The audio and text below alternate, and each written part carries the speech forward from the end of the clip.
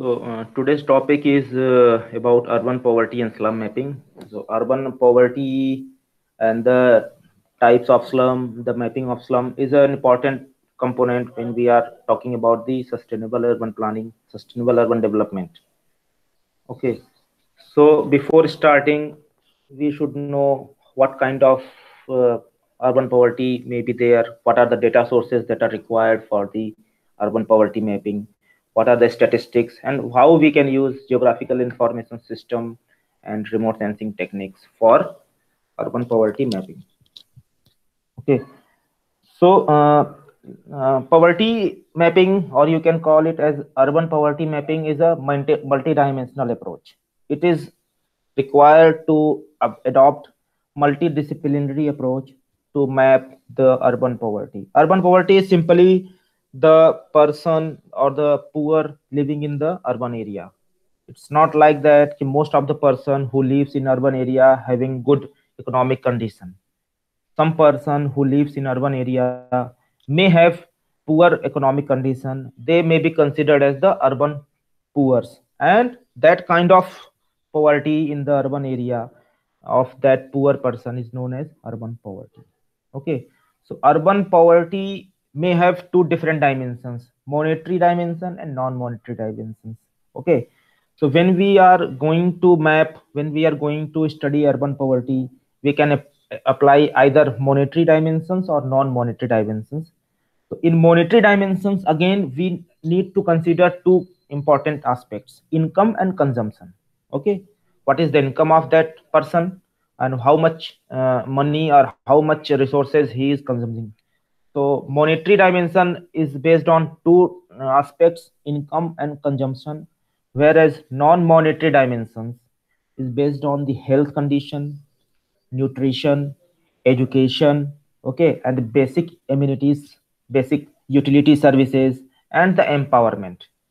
So you can see here the urban poverty is a kind of multidimensional approach. You need to study the income, you need to study the consumption, you need to study the health condition, nutrition, education facilities, health conditions, okay, basic amenities, utility services. So it requires a lot of data sets. It requires multi-dimensional approach to study the urban poverty and to map the slums in the urban area. Okay, so this is the statistics showing that 90% of the population growth between 2000 and 2030 will take in the cities of the developing world. Okay, so you can see here the number of urban dwellers are increasing day by day, whereas the number of rural whereas the persons living in the rural area is declining. So it is expected to have around 5 million per people uh, living in the urban area up to 2030. So this is the this is the general statistics. Okay, and this is the statistics based on the World Urbanization Forum. So urban growth, you can see here the urban growth patterns in different continents. Okay, in case of urban population. So the region I have selected here: Africa, Asia, Europe, Latin America, and the Caribbean and North American region. So you can see here, starting from 1985 to 2030, you can see the change in the urban growth.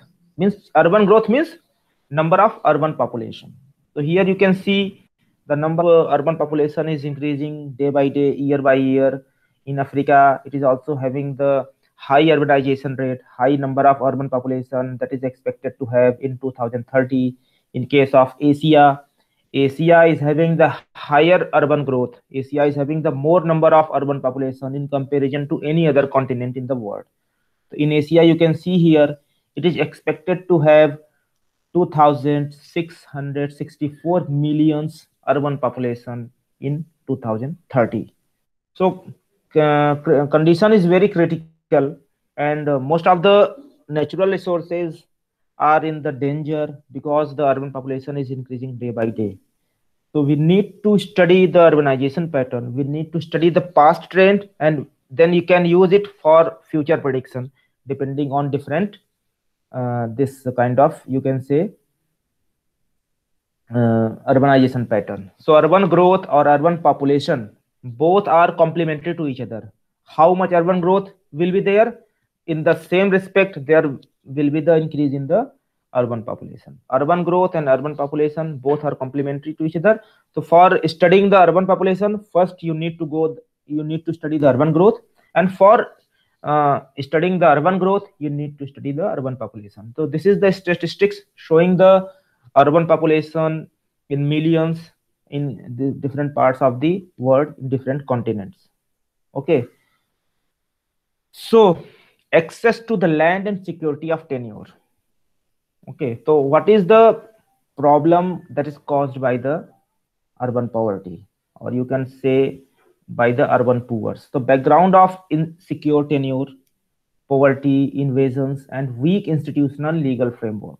Okay, there is insecurity. Tenure means hota hai the holding capacity. Urban poor or the person living in urban area, they don't have their own house, they don't have their own land. There is a insecurity in the tenure. Importance of the security of tenure for settlement development. Okay, so for this, we need to focus on the security of the tenure. Each and every person is required to have some security of the land, what he can use for making their home, for making their houses. Okay, so for that, we need to apply different kinds of policies, different kinds of programs and projects that may be used to provide the access to the urban poor to their land and the security of the tenure. Okay, the main problem in urban area is that people who are living in urban area, they don't have land, they don't have their own land, they are insecure, their uh, tenuureship over a land or their tenuureship over the home or house is insecure. So we need to provide the legal access to the land and security of the tenure to the person living in the urban area, that we call it as a urban poor. And urban poor is basically, it is a term that is used for the urban poverty. Urban poor is directly related to the urban poverty. If number of urban poor will increase, then definitely it will increase the poverty in the urban area. Okay, so what is the security of land tenure? How you can say that this land is having secure tenure to a person? So security of a tenure is described as an agreement between an individual or group on land and residential property, which is governed and regulated by a legal and administrative framework. Okay, and the security that is derived from the fact that the right of access to the and use of the land and property is underwritten by known set of rules. The tenure can be effected in a variety of ways, depending on the constitutional and legal framework, social norms, cultural values, and to some extent, individual preferences. UNCHS 1999. This is the term that is used to define the security of tenure. Land tenure means a person who is living in urban area, they should have some parcel of the land, they should have some legal tenureship, they should have some ownership of the land. That will improve the life of that person, and that will decrease the urban poverty. Okay, for decreasing the urban poverty, it is required to provide the security, it is required to provide the legal tenure to the person living in the urban area.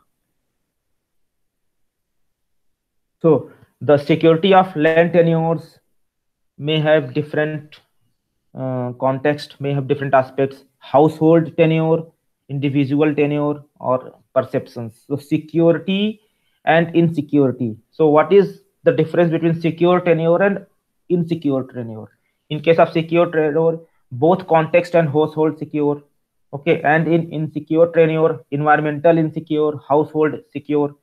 And in insecure tenureship, household insecurity, individual insecurity, environmental insecurity, and both, if both are insecure, then there may be high security. So security may be of two types, either in case of household or in case of environment. Okay, if there is a environmental insecurity, then it will be considered as medium security.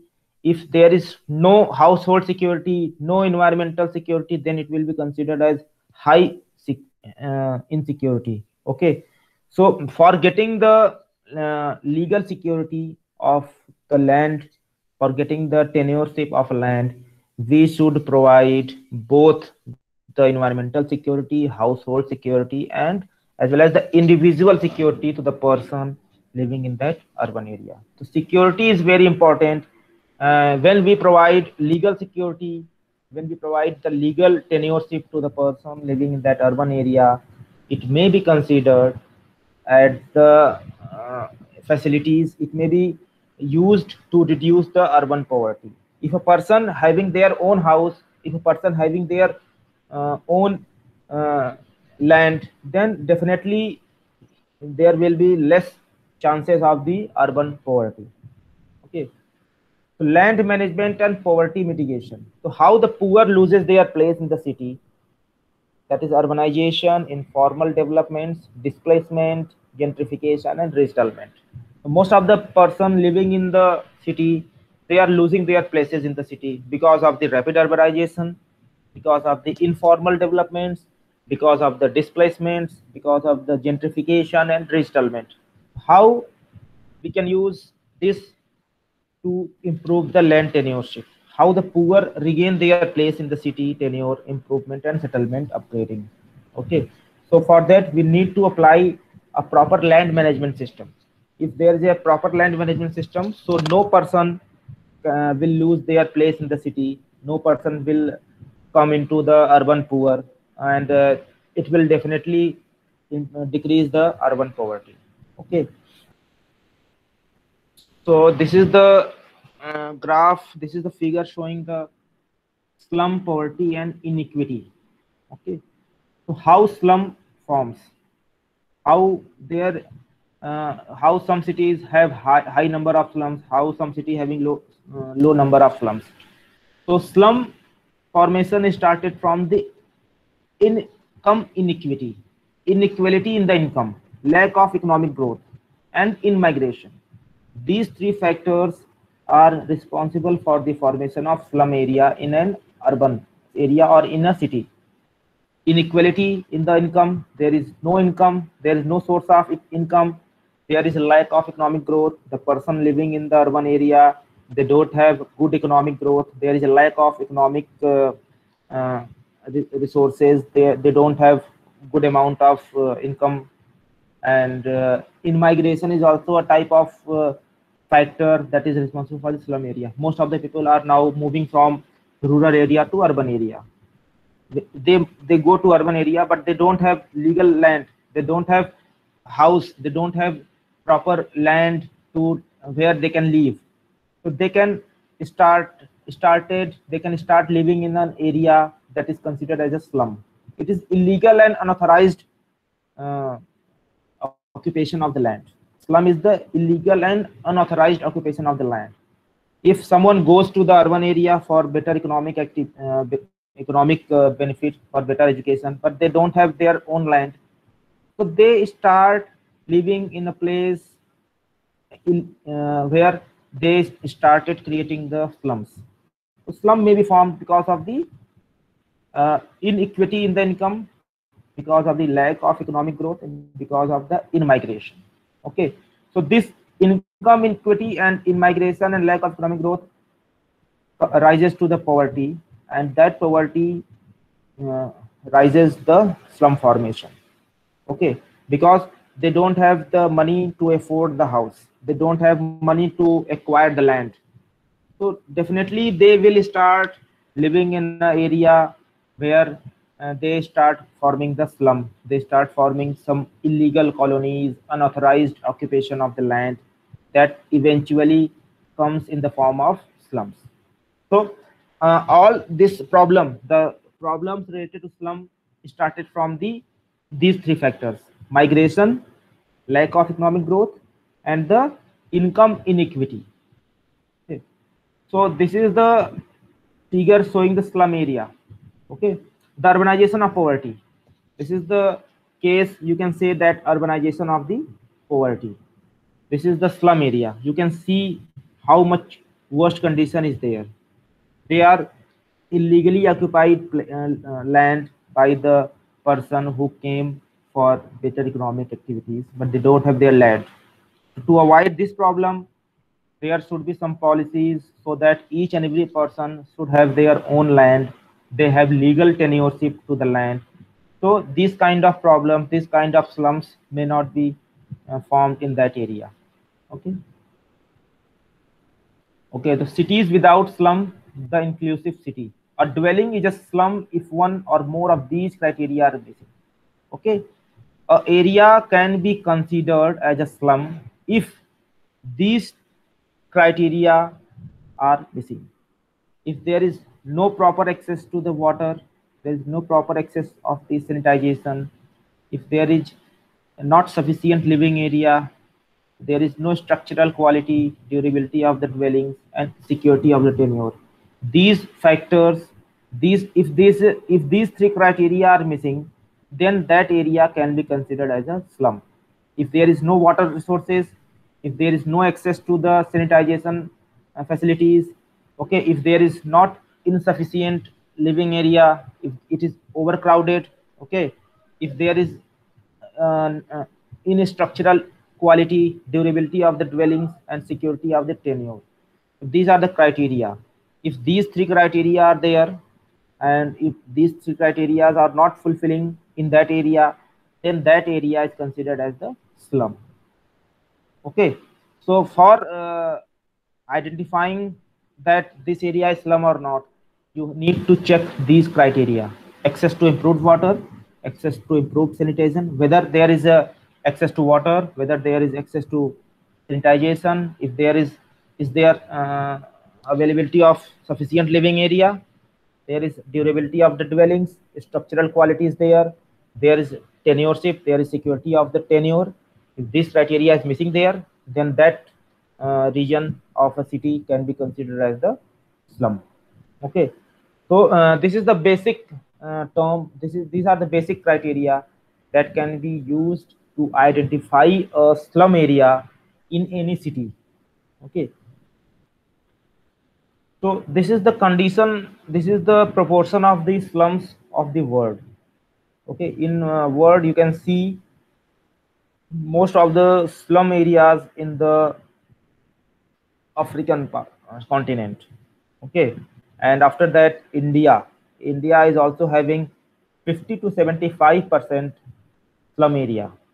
Okay, so you can see here the scenario, like most of the Asian countries like India, Pakistan, and some other part here in the Africa, they are having more number of slums in comparison to the other part of the world.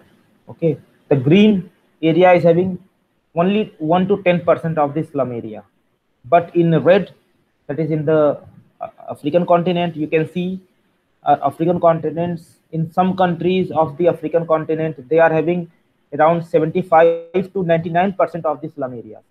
After that, India is also having 50 to 75% of the urban slum area. So you can see the scenario. Like in India, it is also very important to reduce or to improve the quality of life of the urban dwellers, so that there may be the reduction in the slum area. The slum of a region is directly dependent on the land tenure. If a person don't have their own land, if they don't have legal access to the land, they don't have basic amenities, they don't have basic utilities, so they start forming slum area. They start living in an area, then and time by time it converted into the slums. So we need to study the slums. We need to identify the slum area and try to improve the quality of life of the person living in that slum area by providing them the legal tenure of the land. So in recently you have heard the uh, program of Government of India. So Government of India is planning to provide house to each and every person in the India by 2020. Okay, that is the program launched by the Government of India. That program will help to reduce the number of slums in the India. If a person having their own home, if a person having their own land, say, so they don't live anywhere without any legal occupation. So there may be the reduction in the slum area. So this is the trend of the slum area. This is the trend how the slum area is increasing over the period of 1990 to 2001. Over the 10-year, you can see in India, in China, okay, the slum area is decreased. Okay, whereas in some part of the African countries, in some part of the South American countries, there is increased number of slums. Okay, in India, slum area is decreasing after government scheme, after providing houses to the person living in urban area. Okay, so here the tendency of the slum, that is a trend of the slum over 1990 to 2001. Okay, in different part of the world, India is having decreasing slum trend, whereas in some part of the Africa they are having increasing trend. In South American countries they are also having increasing trend of slum area formation. Okay, whereas other countries, other part, Australia and America having no information about the slum area, and in some part of the world having the constant rate of the slum formation. Okay. So this is the figure showing the area in between the slum and urban area. So here you can see the cities are the places for the rich and the poor both. Okay, in a city, both type of person living there, rich or poor. So it is very easy to identify the slum area by interpreting the satellite images. If there is uneven structure, if there is unsystematic formation of the houses, unsystematic formation, very dense houses are there, then it will be considered as the slum area. So this is the figure showing the places where you can see here some part is having developed area, some part is having non-developed area. So in this central part, you can see this this is the slum area. This part is showing the slum area, because you can see here it is highly dense urban area without any systematic structure, without any planning, whereas other part of the city you can see they are having some systematic arrangement, they are having some specific pattern of the formation of the houses. But in this, in between, you can see this is a kind of urban area that can be considered as the slum, because it is having higher density in comparison to the neighboring area. So by interpreting the satellite images, you can easily identify whether it is slum area or non-slum area, or a planned city, or you can say the proper managed city with is systematic arrangement of the houses, roads, buildings, flyovers, overbridges, and so on. Okay. So remote sensing can be used. Whether remote sensing can be used to see the urban poor, or it can be able to see the urban poverty or slum area. Okay, the poverty line and living condition. Okay, so the below poverty line and above poverty level line, APL and BPL. आपने ये नाम सुना होगा, APL and BPL. APL means above poverty line, BPL means below poverty line. Okay, so urban poverty or the urban poor can also be categorized on the basis of APL and BPL. Okay, the person under APL having structural poor, okay, and the person having APL having potential non-poor. Okay, so these are the unsatisfied needs.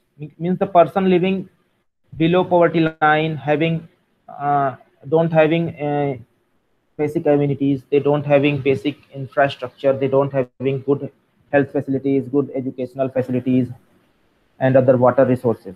Okay, so remote sensing can be used to map, can be used to identify the urban poor, can be used to identify the slums, and they can be used to provide the proper management of that urban area. to avoid or to reduce the number of slums.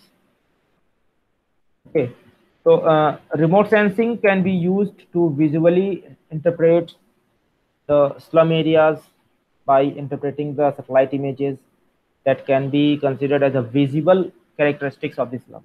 Okay, so when we are going to interpret the satellite images for identifying the slum area, so we need to take care of these factors: dwelling size, building materials, morphology, location, density, dispersed or concentrated or other.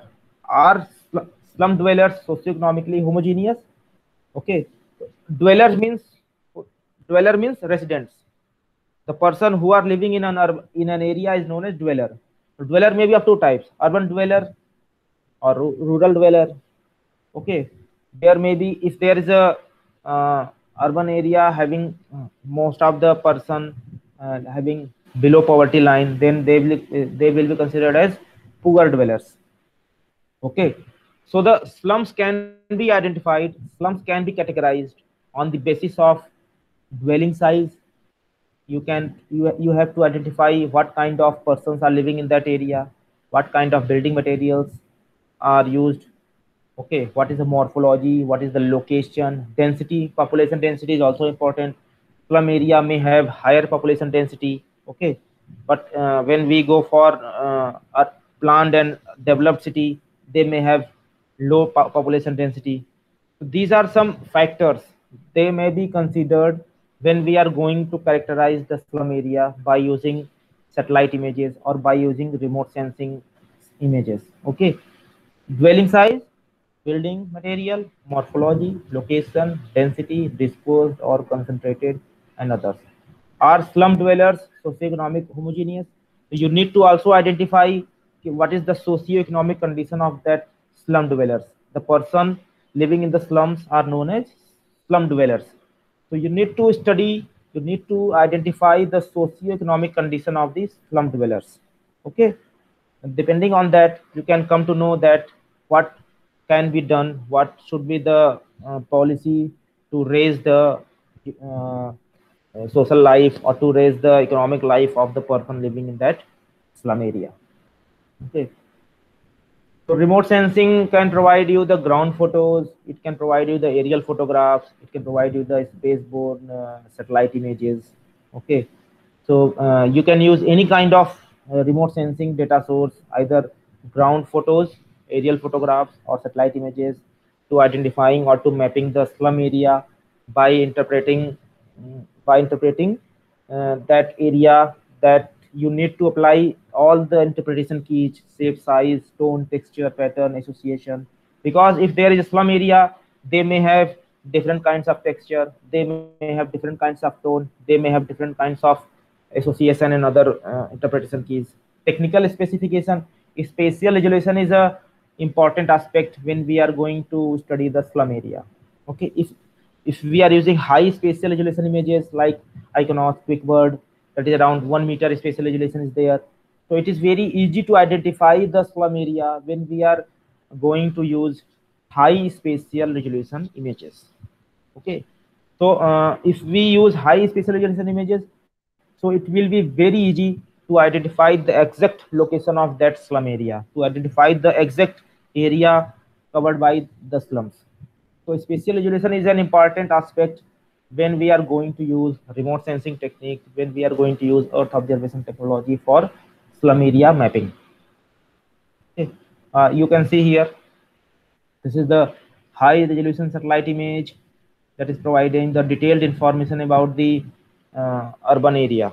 Okay, so you can apply different interpretation keys, you can apply different interpretation techniques: shape, size, tone, texture, pattern, association, shadow, whatever may be applicable. You need to identify the suitable key, then you can apply that key to identify or to interpret different kinds of urban features in slum or non-slum area. So in this figure you can see this is highly dense urban area. Okay, this is a highly dense urban area. You can see here the roads, you can see here the different kinds of buildings, different kinds of houses. So depending on the population density, depending on the morphology, depending on the texture, you can easily identify what kind of uh, uh, area is there, whether it is slum area or non-slum area. Okay, so slum area may have same kind of houses, slum area may have same kind of uh, buildings, so it may have a smooth texture. Okay, in case of smooth texture, you can identify that this is a same kind of houses, same kind of buildings, so it may be considered as the slum area. Okay, smooth texture and rough texture. Rough texture provides you the variation in the tone, slight change in the variation in the tone. So if all the buildings are of the same types, so you will have smooth texture, means all the features, all the buildings will have same kind of reflectance pattern, so it will have smooth texture. But all the building, if the buildings are of different types, some building are having tall, some building is having small size, some building is having tall size. Okay, so they may have different kinds of reflectance, they may have different reflectance pattern, so it may have rough texture. Rough texture and smooth texture can easily be identified to can easily be identified the is homogeneity and heterogeneity of that area. If this is homogeneous feature, then it may be slum area. If there is heterogeneous feature, definitely it is not slum area, it may be some plant city, it may be some other city than the slum area. So for this, you need to apply land use classification. You need to classify all the satellite images into different classes, land use, land cover classes. It may include the urban area, it may include the residential area. Okay, it may have urban green space, it may have roads, it may have buildings. Okay, so how to identify these classes? You need to apply interpretation, satellite image interpretation keys. Okay, and so that you can apply these satellite image interpretation keys to identify different classes, and then you can go for land use classification to identify the urban and non-urban area. Then you can easily calculate the area occupied by the slum or area occupied by the non-slum area. So this is a sample image. If we use high resolution satellite images, so it will be very easy to identify slum area. Okay, and if we are using medium resolution satellite images, so it may be some difficulty to identify the slum area, because in medium resolution images it is not possible to identify exact slum area, but you may have some interpretation abilities. If you have good interpretation expertise, so you may definitely will have some idea about the slum or non-slum area. Okay, so remote sensing images can be used for land use classification, can be used for slum area mapping, can be used to identify the higher details for that slum area, so that it can be used to enhance the or you can use it this information to provide land tenureship to the urban poor, so that it may be there may be the reduction of the slum area. Okay, GIS and urban poverty mapping. GIS can provide you the ability to visualize all the information. You can use three-dimensional visualization of urban area. Okay, so geo visualization is possible by applying GIS tools.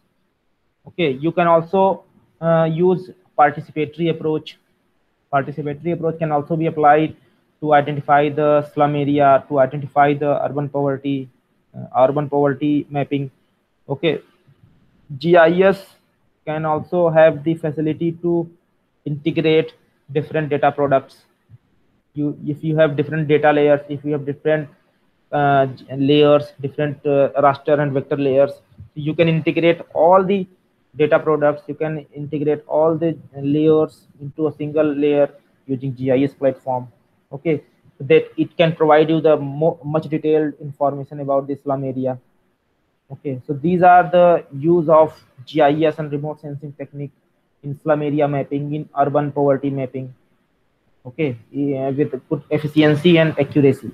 So it can be provided you the information that how much area is under slum, and what should be the measures taken for the improvement of the life of the person living in that urban area and to reduce the urban slum area. Okay, so GIS, and also it is important to note here GPS. GPS is also an important part when we are going for slum area mapping. GPS provides you the accurate positional accuracy of each and every building in that slum area. If we are using high resolution satellite images, definitely we need to identify each and every specific location of urban area. Okay, and building, each building can be geotagged using GPS, using coordinates. If we are using DGPS, DGPS provides you the accuracy up to zero point 0.5 cent, zero point 0.5 meter up to below 1 meter. So each and every building, each and every houses in the slum area can be geotagged by using GPS technology, and that information can be used in GIS platform to identify the suitable site, to identify the suitability analysis of the development of that area, urban development of the area. So if you have any question, then you can Sir, ask. GDPS, sir, DGPS also work in slum area?